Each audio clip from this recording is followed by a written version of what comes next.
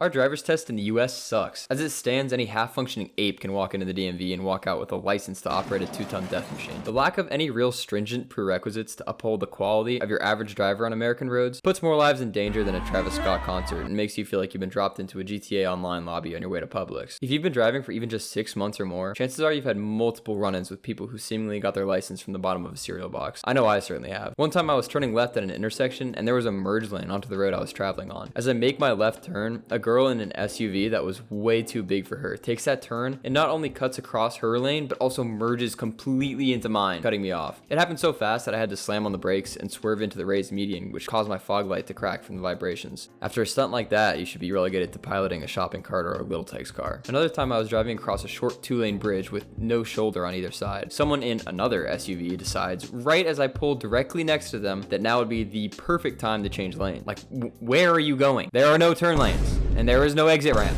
We are on a bridge, so of course I have to full throttle out of the way, because if I slammed on my brakes, I'd plant the ass of my car in the face of the guy behind me, and if I pulled to the left, I'd send myself off the bridge and into the shadow realm, and I'm just left wondering how you learn to drive without being taught how to look where you're going. That's absolutely insane. This isn't strictly related to bad driving, but I have an issue with the race to the bottom in terms of car sizing. For safety reasons, cars have continued to bloat in size, and trucks and SUVs have seriously gotten out of control. You don't need an actual tank just to go get a Wendy's 4x4. You're not only damaging the environment with a gas-guzzling behemoth of a car, you're also putting anyone you collide with in a pretty nasty situation, especially since blind spots and general visibility get worse with size, and driving skills often don't compensate for that extra difficulty. I was parked next to an F-150 the other day in one of my cars, and I kid you not, my roofline didn't even reach his door handle. Can you imagine what happens if I get hit by that thing? I'm toast. I might be overreacting, but I think it's important to keep these kinds of trends in mind as the car industry continues to produce even heavier, larger cars to satisfy customer demand.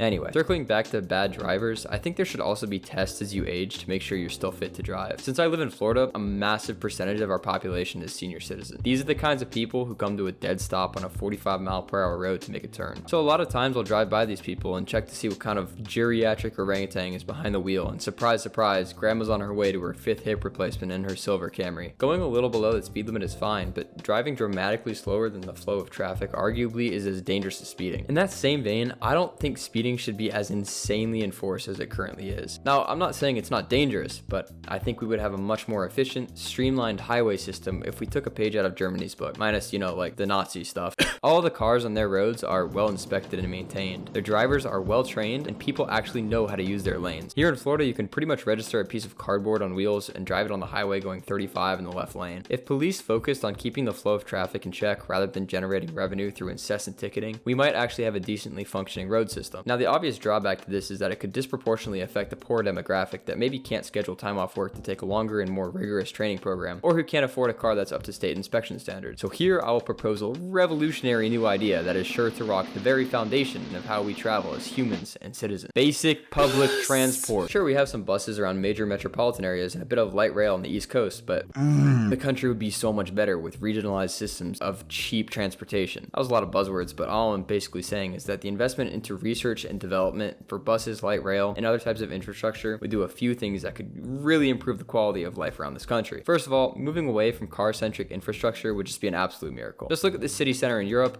and now this one in Christiansburg, Virginia, of which there are many similar towns in the US. You notice anything different? That's right, this urban hellscape on the left flattened a probably picturesque landscape to make way for the parking lot bigger than your Walmart, just because there's literally no other way to get to this Walmart. Another added benefit of carless cities is that Braxton J. Douche Nozzle isn't coal rolling people on the sidewalks as he drives by in his lifted Ford F-10000 on the way to pick up some zins for his underage girlfriend. Walkable cities and cars don't mix. I keep trying to explain this to people who like cars, but they never understand. With less cars on the road, there's less traffic and more places to drive. It actually benefits car enthusiasts to have clean, carless, walkable cities. I myself am an enjoyer of internal combustion. Hell, I have an M3 and a Miata, but even I still want people-focused infrastructure because it just makes for a much more enjoyable experience within an urban environment. Furthermore, in this ties into the title of this video. People who are bad at driving and create dangerous situations on the road are typically people who don't care about driving at all. If you don't like something, chances are you won't be good at it. Giving these NPCs and elders a chance to hang up their keys would drastically reduce the number of car-related fatalities. Ultimately, I don't think this dream will ever come to fruition for an already established town or city in the US, but I have hope for future projects. Examples like Seaside, Florida, and cities like Savannah, Georgia,